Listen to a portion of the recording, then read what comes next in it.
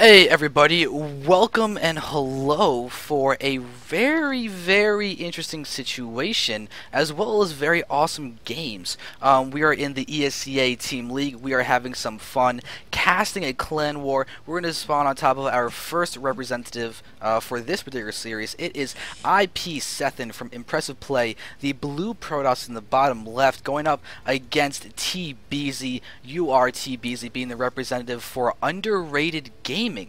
And he is going to have to win his series, because if not, we're going to see Impressive Play up 2-0 in essentially best of five, first to three series wins the entire clan war situation, for an awkward way to put it. Yeah, it really. I mean, if he doesn't win, we're kind of way behind. But what I like to think. I mean, if you guys haven't heard of Tbeezy before, guys, please, you're gonna hear from him very soon. He's been on the top 5 plays for IPL of the week. They did the number 12 top 5 plays of the week from IPL. He was in the CSL against Robocop, another name that some people might know, might not know. A very good Zerg. And Beezy is known for his nukes, so I don't know if we're going to see them tonight. But he kind of nuked Robocop to basically submission in that one game. It was a nuke fest, as we like to call it. And when you nuke a Mineral Line twice and Broodlords twice, yeah. You gotta take notice of something along those lines. But a much more minor thing to take notice about Tbeezy is his scouting pattern. He actually went ahead and checked for proxies in his third base to make sure that SethN wasn't going to do something tricky with a surprise proxy 2-gate. So you actually have a really solid just overall aspect of the game in terms of scouting, which is so easily overlooked sometimes, that Tbeezy just executed wonderfully. No, definitely. I mean, Beezy is a Grandmaster Terran. He knows the game extremely well. He is the guy. I don't know if anyone's in the CSL, but he runs the UC Davis team. So, or helps run, or I forget how it works. But him and Ruxin play together, and they're on UR Gaming. So definitely, check him out. Beezy is a very solid player. Yep. And looks like we have a 1-gate expand coming out of SethN. Although he is chrono out his warp gate, we could see a surprise 4-gate from him or something, because the beginning build orders can look pretty similar. But Beezy, on the other hand, has thrown down a factory. We could be seeing a 1-1-1 out of him with that early factory, or some kind of Banshee play at the start, because he has thrown down his second refinery. Oh, definitely. I mean, I wouldn't be surprised. Terrans do that a lot now. And if it's a really effective 1-1-1, yeah, it pretty much is just a GG machine at this point. And I'm waiting to see what SethN's going to do, because we haven't seen anything else out of him. Yeah, I mean, he's continuously chronoing out his warp gate, but he has thrown down his nexus. So there we go. It is going to be a 1-gate expand, but it looks like he wants to do pressure with this. Whether it's a 2 warp gate pressure or a 3 warp gate pressure remains to be seen. He could even do 4-gate pressure, or even... Actually, no, he probably wouldn't be chronoboosting that much with a 5-gate attack. But Beezy, on the other hand, has finished his factory, and will lift it off, and looks like we will be seeing a Banshee opener, most likely. With Cloak, I want to say. He's going to have 200. He'll be able to start the Cloak and then get his Banshee out soon after. Definitely. And he's using those Marines pretty effective down there. I don't know if you caught that or not. I did not, but it looks like there's in a nice little position. Yes. This probe is still alive, though, ready to go ahead and move around. But Tbeezy is doing a great job of just preventing the knowledge of Seth that the natural is not in existence. We can even see that he's actually queued up to build a bunker in the front to further make SethN think that an expansion is up, to hopefully... Yeah, he actually killed the Zealot that was coming up the scout. And he pushed back the Stalker as well. So, I mean, really, that's pretty huge. That is definitely a significant pickoff, but this probe is going to move in and possibly see the lack. It sees the lack of expansion. Oh, that is big. Beezy's little sneakery is now gone. His sneakery has been snook. I don't know. I'm going with it, guys. I am only the color man. But really, SethN's Robo is just about to finish. If not, has finished. I have to write it down. Yeah, it looks like it has. And that means there's detection. Yep, there is detection. And with the just sheer size of Daybreak, the observers are not going to have an easy time actually traversing everywhere they need to go to cover the main and the natural. If he doesn't, oh, they will be having an easy time because they're going to have the time to get built. Oh, I started saying the wrong thing, but I caught myself in time. Caught myself. Oh, we're having more time jokes. But anyways, do you build more than one observer in this case? Oh, you have to.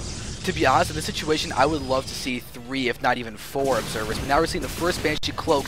He's going to go in. He's got the first probe kill now. It's actually starting to target down the sentry. That's a really good pickoff. It does get the sentry, but it looks like the Banshee may get picked off if it's not careful. Tbeezy barely gets out in time.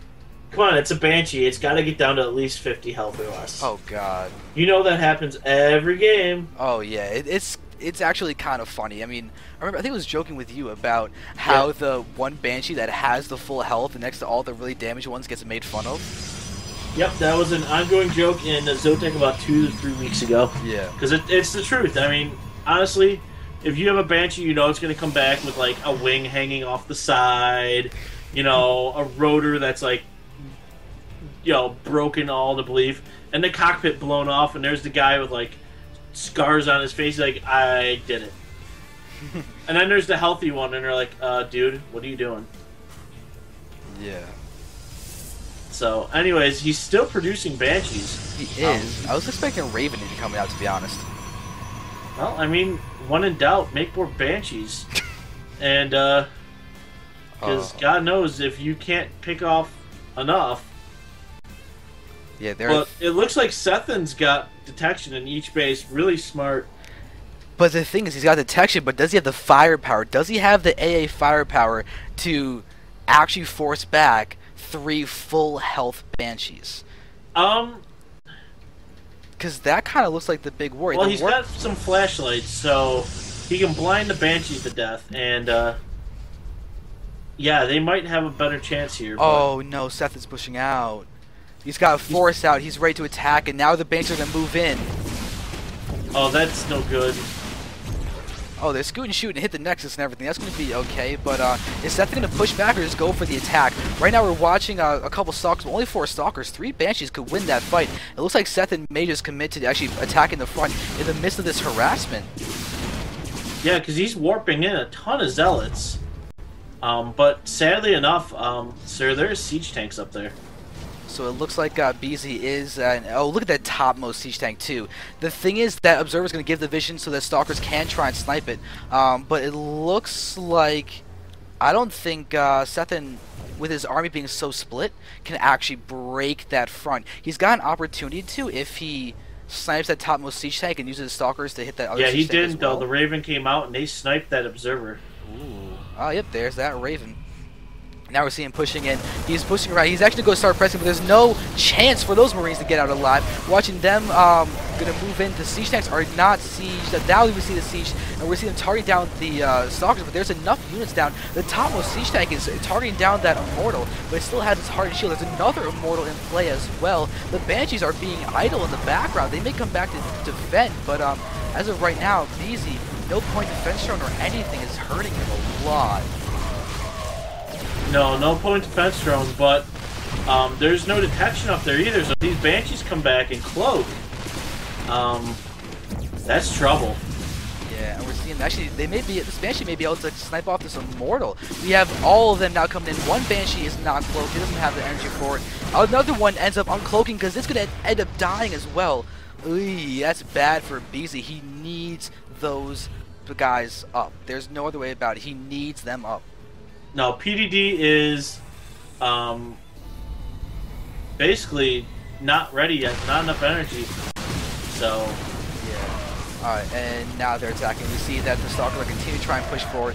The Banshees, looks like this one Banshee is going to be able to survive. It's going to try and basically be the life and savior of Tbeezy. He's continuing to press in and attack. He's forced to pull all of the SCVs. The Marines getting to the... No, they don't get bunkers. There's no SCV there to actually finish them.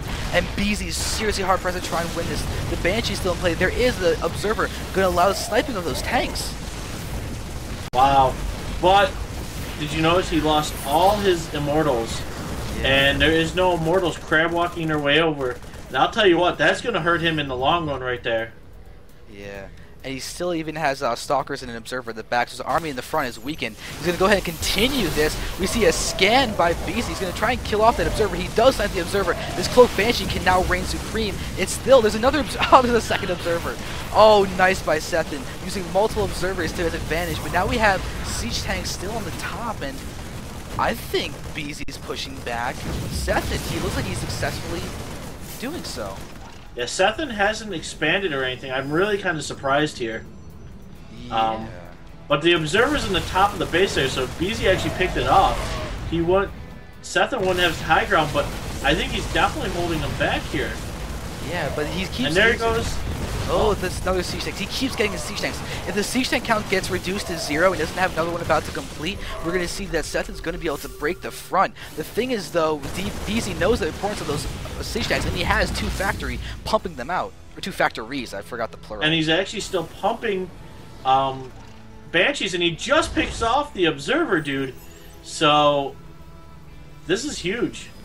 Yeah, that is seriously a big deal. So SethN's going to try and be fancy and move around, dart around, but Beezy's he literally has 2 factories pumping out tanks. His 3rd orbital is done too. I didn't even notice that amidst all the attacking and aggression. So he has a way to get a 3rd base if he's careful and can survive. And we see the 3rd base is just now about to go down for SethN, but he doesn't even have 400 minerals.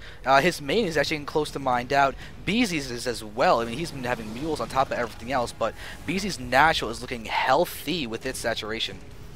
Yeah, definitely. I mean, and more mules, and I mean, really, the 3rd orbital also helps for scans.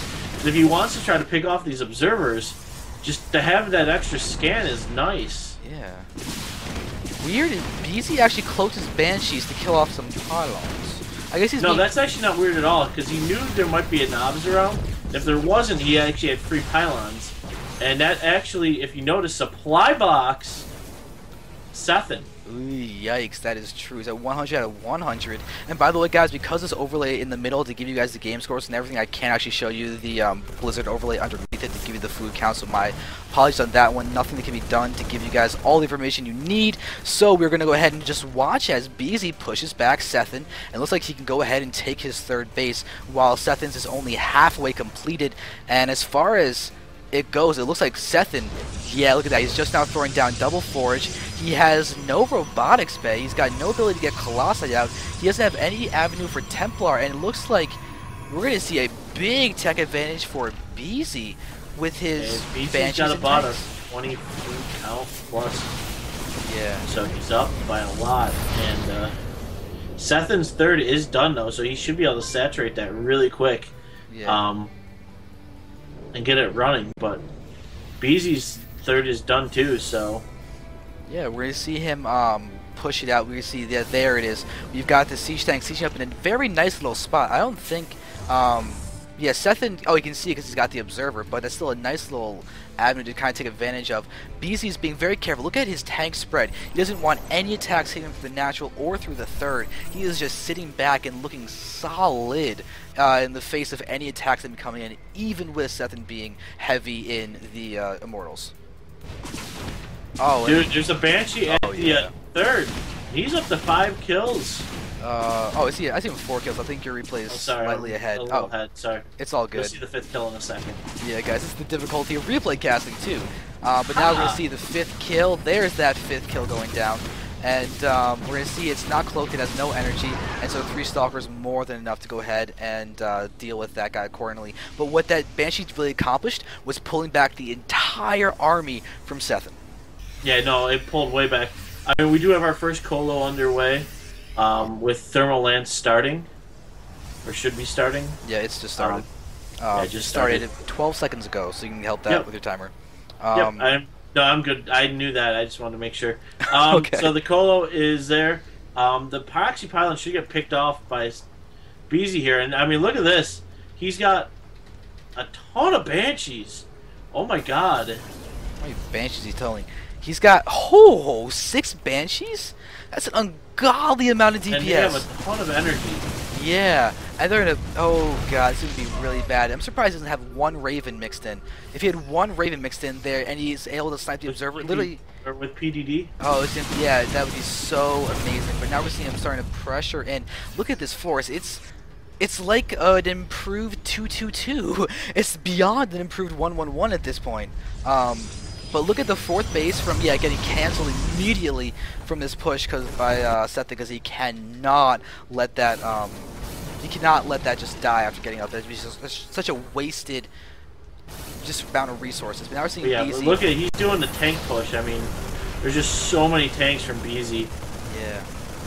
Oh, but they're in such great. The 1-1's done for SethN. That's really big. Tbeezy's got no upgrades whatsoever, and he only has 2 medevacs, so stims are going to hurt him. But the siege tank spread could easily aggro in a few of the units. There's the scan. He's going to go ahead and start getting some free shots. He's got to be careful with the stim.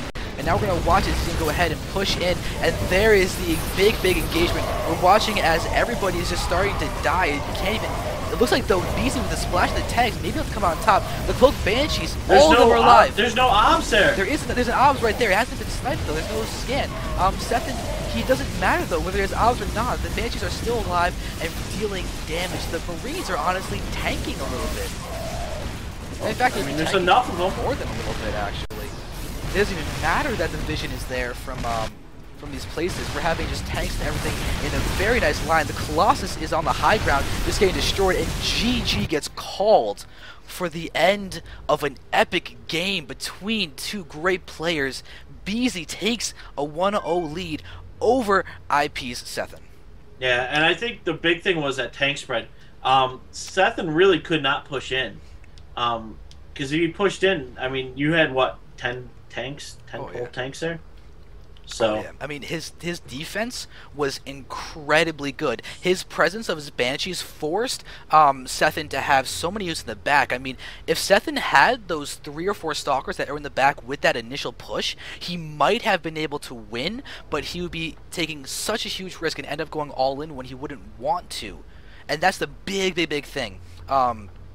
The Banshees with their cloak, they're staying alive. Just the fact that he has had so many. The DPS, that's all I can say is the DPS of Tbeezy with Siege Tank Splash, a ton of Marines, and Banshees galore. Ridiculous. Absolutely ridiculous. And it gives him the win. So nicely done by him. very well done.